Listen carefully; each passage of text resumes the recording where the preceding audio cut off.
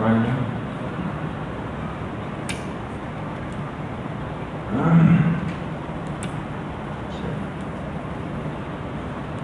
تمام ساتھی قرآن کریم کھول لیں.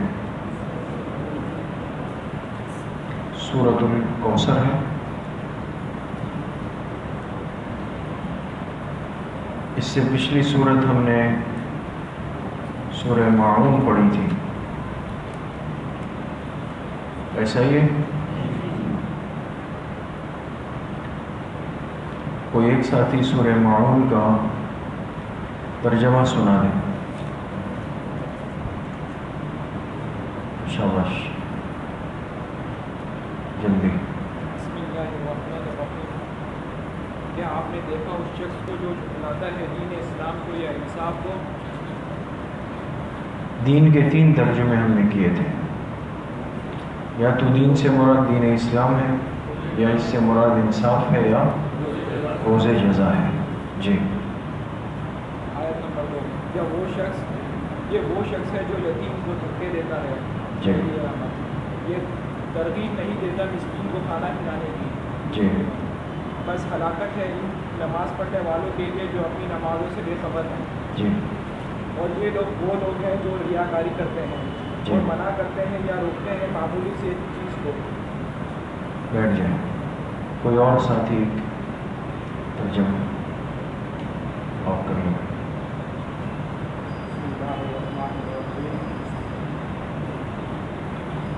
کیا آپ نے دیکھا ہے اس شخص کو جو جھٹلاتا ہے روز قیامت یا روز جزا کو یا حساب کتاب کے دن کو یا دین اسلام کو؟ یا دین اسلام کو. جی. یہ وہی شخص ہے جو دھکے دیتا ہے یتیم کو اور یہ ترغیب نہیں دیتا مسکین کو کھانا کھلانے کی. جی. ہلاکت ہے ان نمازیوں پر جو اپنی نمازوں سے بے خبر ہیں. اور یہ وہی لوگ ہیں جو ریاکاری کرتے ہیں. جی. اور معمولی سی چیز بھی منع کرتے ہیں، روکتے ہیں، یعنی برتنے کے لیے. جی.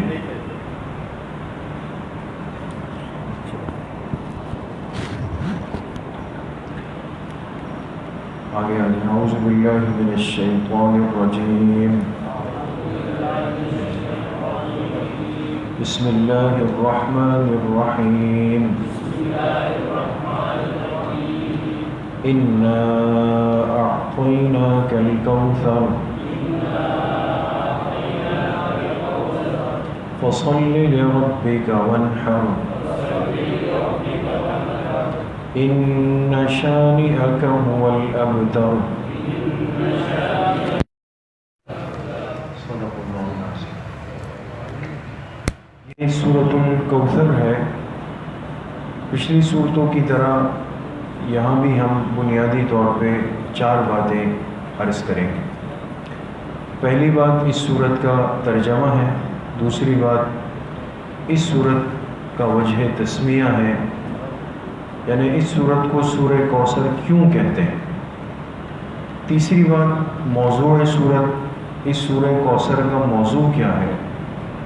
اور تیسری بات ہے خلاصہ صورت، کہ اس مکمل صورت کا خلاصہ کیا ہے، اس میں اللہ پاک کیا پیغام دینا چاہتے ہیں. یہ 4 تو وہ باتیں ہیں جو تقریباً ہر صورت میں چل رہی ہیں. اس کے ساتھ ساتھ ضمن 1-2 باتیں اور بھی آپ کے سامنے عرض ہو جائیں گے. اس سے پہلے سب سے پہلے سورہ کوثر کا ترجمہ سن لیں اور اس کو محفوظ کریں. انا اعطیناک الکوثر، بے شک ہم نے آپ کو عطا فرمائی کوثر.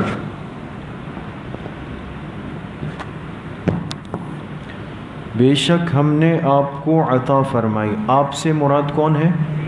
جناب نبی کریم صلی اللہ علیہ وسلم مخاطب ہے. بے شک ہم نے آپ کو عطا فرمائی کوثر. فصل لربک وانحر، پس آپ اپنے رب کے لیے ہی نماز پڑھیے اور قربانی دیجیے. آپ اپنے رب کے لیے ہی نماز پڑھیے، یہ صلی کا ترجمہ ہے. بعض تفسیروں میں آپ کو ملے گا آپ اپنے رب کی عبادت کیجئے مطلقاً، وہ بھی صحیح ہے بالکل. سمجھ میں آ گئی؟ آپ اپنے رب کے لیے نماز پڑھیے، ونحر اور قربانی دیجیے.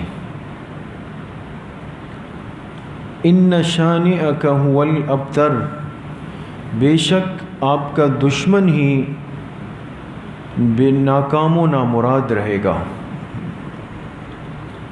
بے شک آپ کا دشمن ہی، شانئک، شان سے مراد یہاں پر دشمن ہے. بے شک آپ کا دشمن ہی هو الابتر، وہ کیا رہے گا؟ ناکام و نامراد. یہ ابتر کا آسان ترجمہ ہے. ویسے لغت میں اگر آپ جائیں گے نا تو ابتر عربی میں کہتے ہیں دم کٹے ہوئے کو، جس کی دم کیا ہو جائے؟ کٹ جائے. تو عرب ماحول میں جو آدمی بے حیثیت ہو جاتا تھا نا، لوگوں کی نظروں میں گر جاتا تھا، تو وہ لوگ کہتے تھے اس کی دم کٹ گئی ہے. ہمارے ہاں کیا کہتے ہیں؟ ناک کٹ گئی ہے نا. یہ فرق ہوتا ہے ہر ماحول میں. ہمارے ہاں جس آدمی کی حیثیت گھٹائی جائے یا آدمی خود اپنے آپ کو پریشان کرتا ہے، بھئی یہ کام آپ کیوں کر رہے ہیں، کیوں بوجھ لے رہے ہیں، کہہ رہے خاندان میں ناک کٹ جائے گی. تو ہمارے ہاں بے حیثیت ہونے کے لیے جس عضو کو کاٹا جاتا ہے وہ کیا ہے؟ ناک. عربوں میں کسی کو بے حیثیت کرنے کے لیے جو لفظ بولتے تھے ابتر، تو اس سے مراد کیا ہوتی تھی؟ دم کٹی ہوئی. یعنی ایک آدمی بالکل ناکام، نامراد، خائب، خاسر، ذلیل ہو گیا. سمجھ میں آ گئی؟ ترجمہ سمجھ گئے اس کا دوستوں؟ دوسری بات یہ ہے کہ سورۃ الکوثر کی وجہ تسمیہ بالکل آسان ہے. اس سورت کی بالکل پہلی آیت میں کون سا لفظ آیا ہے؟ لفظ کوثر آیا ہے. لفظ کوثر آیا ہے، پہلی ہی آیت میں آیا ہے. اس مناسبت سے اس سورت کا نام کیا ہے؟ سورہ کوثر ہے.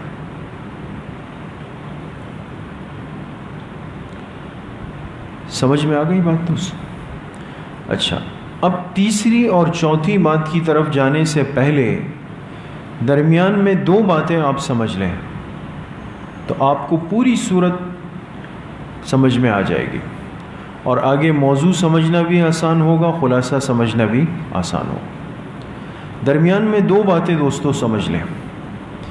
ایک بات یہ سمجھ لیں کہ اس سورت کا شان نزول کیا ہے. شان نزول کہتے ہیں یہ کس موقع پر اتاری گئی. سمجھ گئے؟ اس کو کہتے ہیں شان نزول. قرآن کریم کی صورتوں کے اترنے کا اگر کوئی پس منظر ہو نا، کسی وجہ سے اللہ نے وہ صورت یا آیت اتاری ہو، تو اس کو کہتے ہیں شان نزول. لیکن یاد رکھیں آپ حدیث پاک بھی پڑھ رہے ہیں مفتی صاحب سے، تو وہ آپ کو بتائیں گے کہ جو حدیث اگر کسی مقصد کے لیے بیان ہو جائے تو اس کے لیے کیا ہوتا ہے؟ شان ورود. ابھی تک ایسی کوئی بات نہیں آئی؟ آ گئی نا؟ اچھا، شان ورود، واو را واو دال، یہ فرق ہے. قرآن کے لیے آتا ہے لفظ نزول، اس لیے کہ قرآن وحی بن کے اوپر سے اترتا ہے، اور جو چیز اوپر سے آئے اس کو کہتے ہیں نازل ہونا، ہے نا.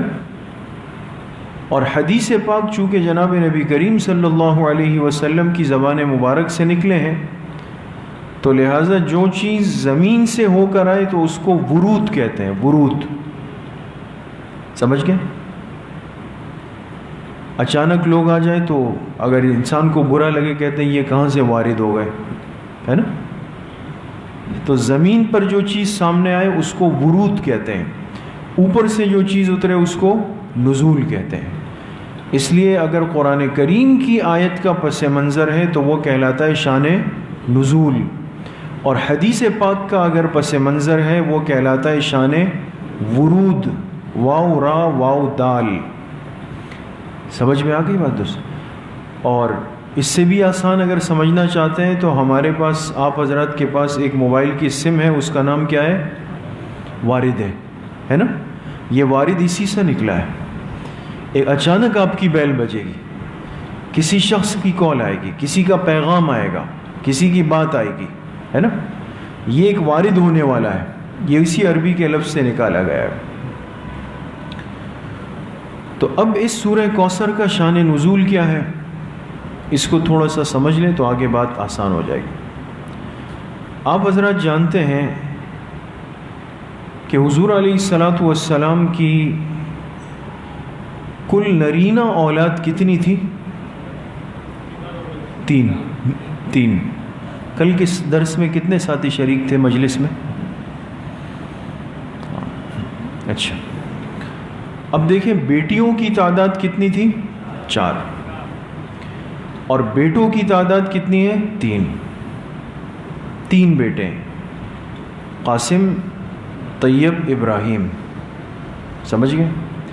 یہی جو طیب ہے نا، ان کا نام عبداللہ بھی ہے، اس لیے پریشان نہ ہو. بعض جگہ پہ عبداللہ لکھا ہے، بعض جگہ طیب لکھا ہے. تو آپ علیہ السلام کی نرینہ اولاد کتنی ہوئی اللہ کی طرف سے؟ 3 ہوئی ہے. حضرت قاسم ہے، حضرت طیب ہے، انہی کو عبداللہ بھی کہتے ہیں، اور تیسرے ہے حضرت ابراہیم. یہ 3 نرینہ اولاد. اچھا، اس میں سے جو 2 شروع کے ہیں حضرت قاسم اور حضرت طیب، یہ تو بالکل پیدائش کے کچھ دنوں کے بعد ہی فوت ہوئے، چند دن کے بعد چلے گئے. لیکن جو تیسرے صاحبزادے ہیں حضرت ابراہیم، اور یہ پیدا ہوئے حضرت ماریہ قبطیہ سے، یہ بھی فرق ہے، ورنہ باقی تقریباً اولاد حضرت خدیجہ رضی اللہ عنہ سے.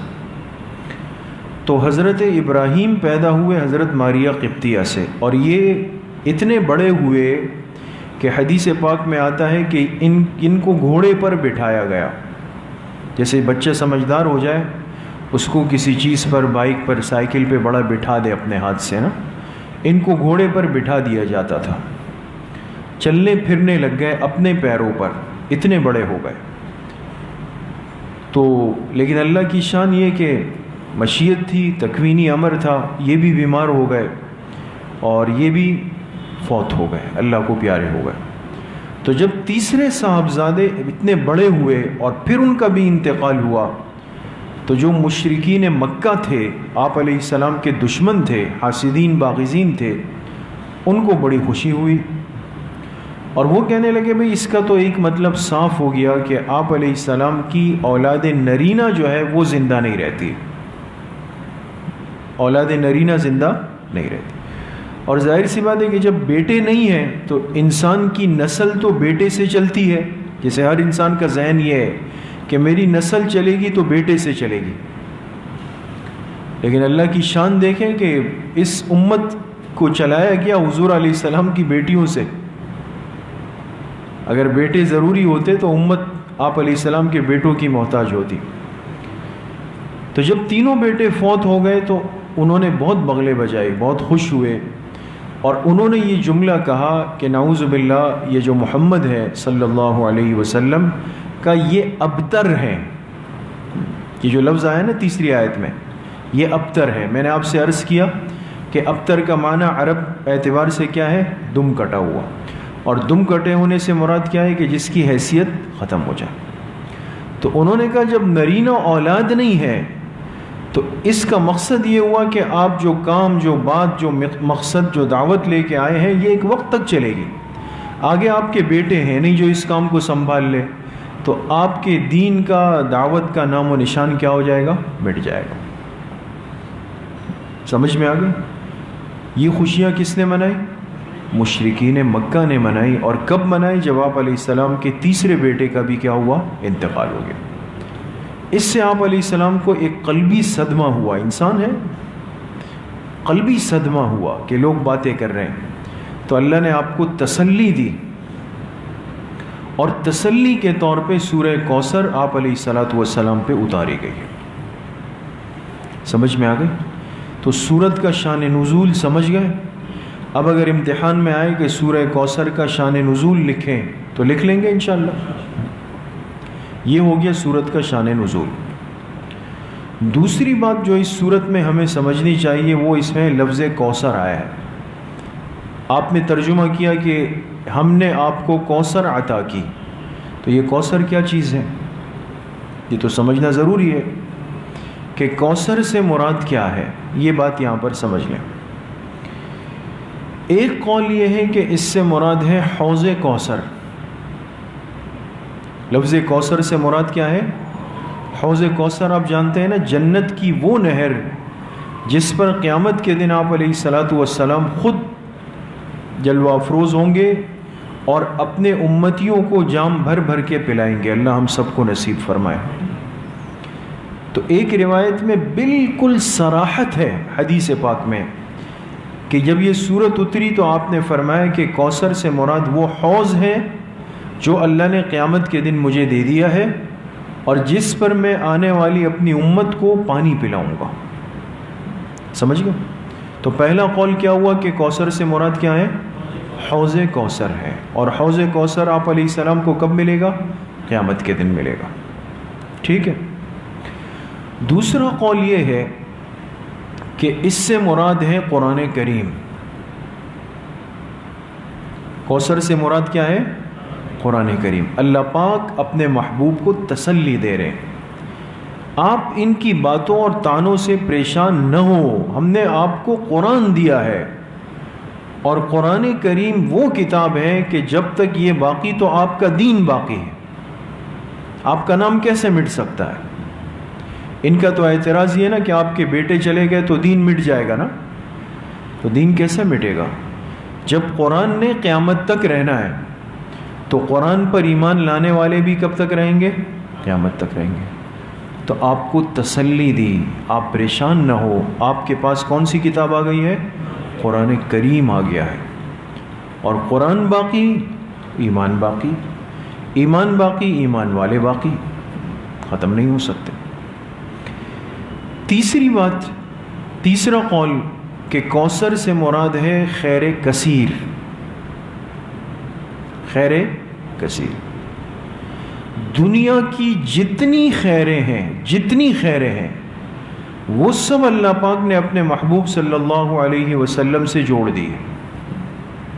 اس کو کہتے ہیں خیر کثیر. لہذا جو شخص حضور علیہ السلام کی اتباع، اطاعت اور سنت کی پیروی کرے گا، خیر کثیر اس کا مقدر بن جائے گا. تو تیسرا قول کیا ہوا کہ کوثر سے مراد کیا ہے؟ خیر کثیر. دنیا کی ہر خیر آپ کو دے دی گئی. سمجھ میں آ گئے؟ چوتھا قول یہ ہے کہ کوثر سے مراد ہے اس دنیا میں دین کی بقا، اس دنیا میں دین کی بقا اور آخرت میں جنت کے تمام درجات. کچھ بات سمجھ میں آ رہی؟ اس دنیا میں دین کی بقا اور آخرت میں جنت کے تمام درجات. بات ہی ختم ہو گئی. ان کا کہنا یہ تھا کہ آپ کے بیٹے نہیں رہے تو آپ کا لایا ہوا دین بھی نہیں رہے گا. اللہ نے فرمایا ہم نے آپ کو کوثر دی ہے، آپ کا دین اس دنیا میں باقی رہے گا ہمیشہ، اور آخرت میں جب آپ جائیں گے تو جنت کے سارے درجات آپ کو دے دیے جائیں گے. دنیا بھی آپ کی ہے اور آخرت بھی آپ کی ہے. کتنے اقوال ہو گئے؟ 4. کوئی ساتھی دیکھ کے سنا سکتا ہے؟ سنائے شاباش جلدی. کہ کوثر سے 4 اقوال کون سے ہیں؟ جلدی. حوض کوثر پہلا قول جی. قرآن کریم جی. خیر کثیر ہے. دیکھیں خیر کثیر میں یاد رکھیں کہ جب اگر امتحان میں یا کسی استاذ نے پوچھ لیا نا بھائی خیر کثیر کا کیا مطلب ہے، تو آپ کہیں گے دنیا کی ہر خیر مراد ہے. جی.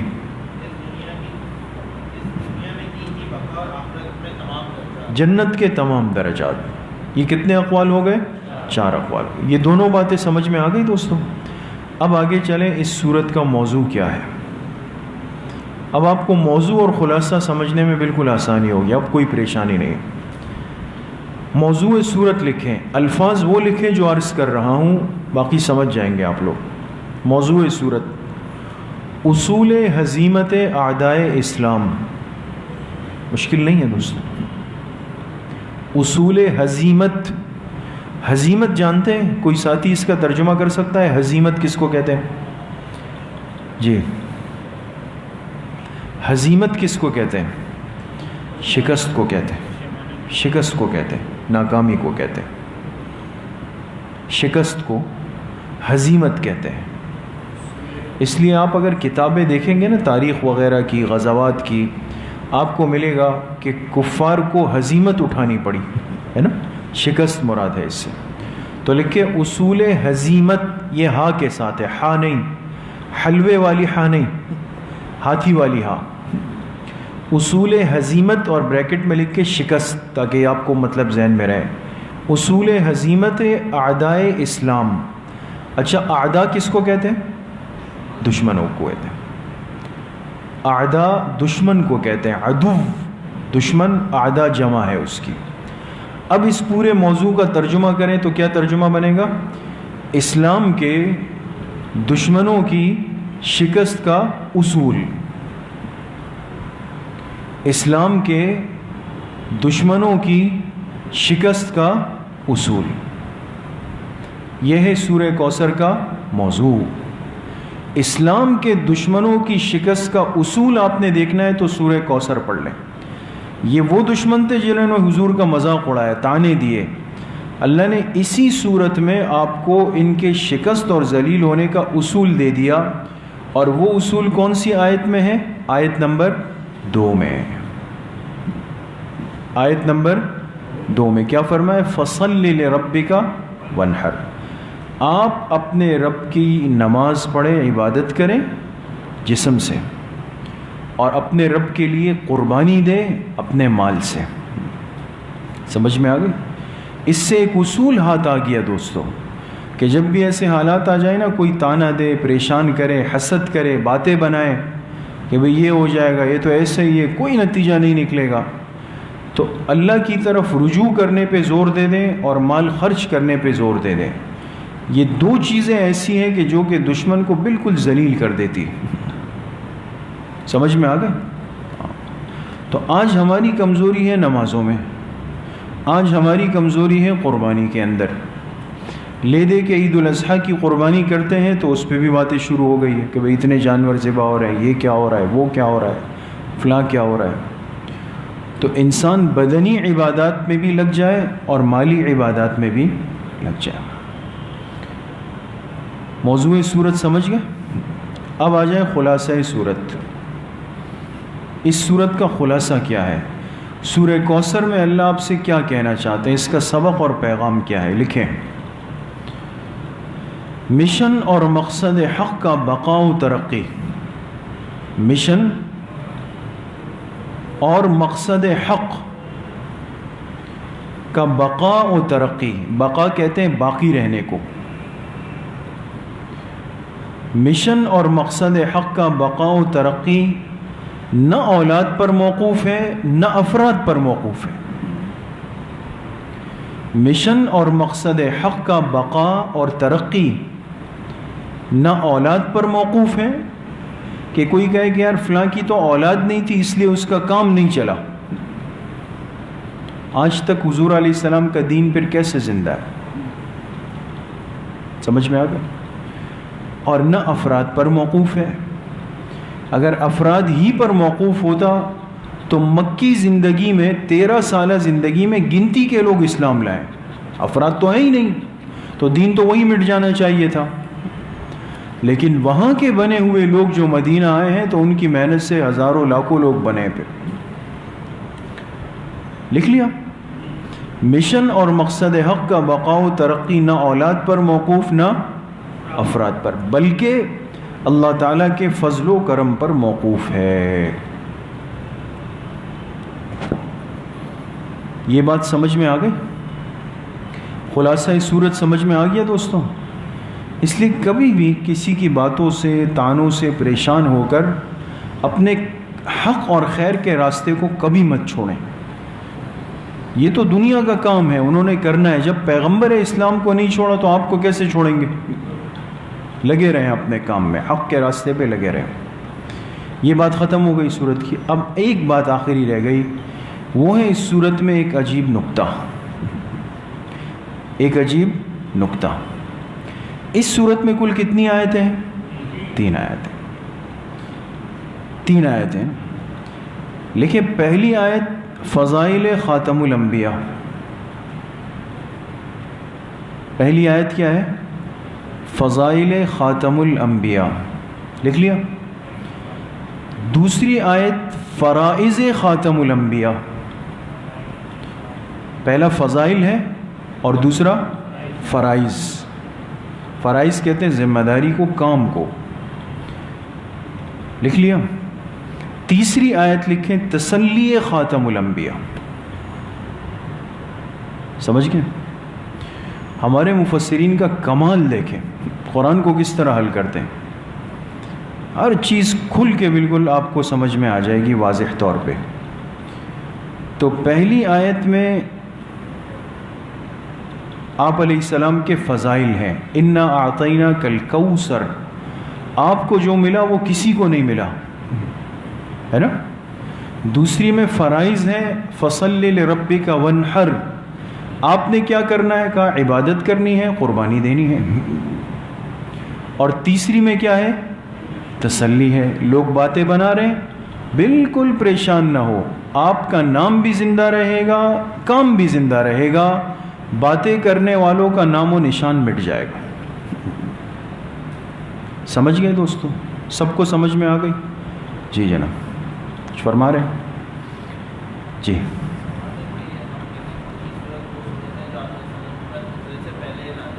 جی جی.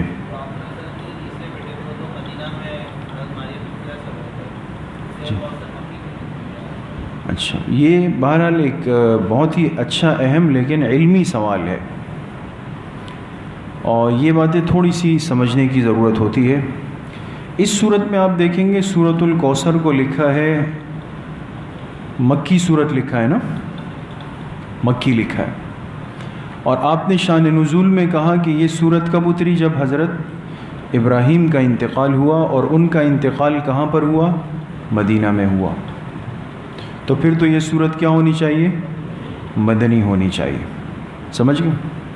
اس کا جواب ہمارے مفسرین نے یہ دیا ہے کہ بعض دفعہ کسی صورت کا نزول مکہ میں ہو چکا ہوتا ہے. نزول مکہ میں ہو چکا ہوتا ہے، لیکن آپ علیہ الصلاۃ والسلام کو اس کے اظہار کا حکم کہاں ہوتا ہے؟ مدینہ میں ہوتا ہے. سمجھ میں؟ اس طرح ہوتا ہے. نزول وہاں ہوا لیکن اظہار کا حکم کہاں ہوا؟ مدنی زندگی میں ہوا. یہ سورہ کوثر بھی انہی میں سے ہے. وآخر دعوانا ان الحمد للہ رب العالمین.